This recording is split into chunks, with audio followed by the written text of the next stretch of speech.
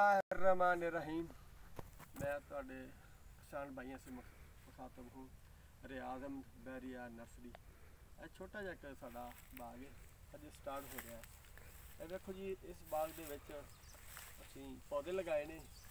हुण कई बड़े जिमीदार मंगेरी हो गए, सलदेरी हो गए, फलानी हो गई, खिची हो गई, फलानी हो गई, वो तो नवाब आदमी ने। एक छोटा जहा, बिल्कुल छोटा जहा, एक 4 एकड़ का टुकड़ा है। इहदे बाग लाया है। बाग दे विच नाल एक ही पौधा लाया असी फ्रूट का, एक पौधा लाया है असी आम का। इहदे जी लेबर है, जो अखराजात ने सारे, उहदे असी लाई एक शकरगंजी।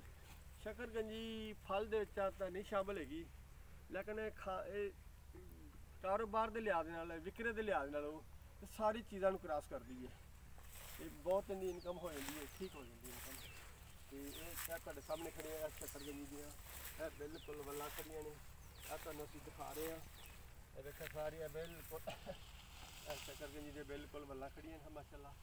ये सारी फसल दे विच ना कि फसल दा फसल भी है, बाग दा बाग भी है, पाम दा पाम भी है, तो इनकम दी इनकम भी है। ये चीज़ां बाग ना लाओ, पाम ना लाओ, फिर भी कल्ली इनकम है। इस टाइम ये ऐसा खेत है कि 3 चीज़ां मौजूद है। 3 चीज़ां तुहाडे सामने ने।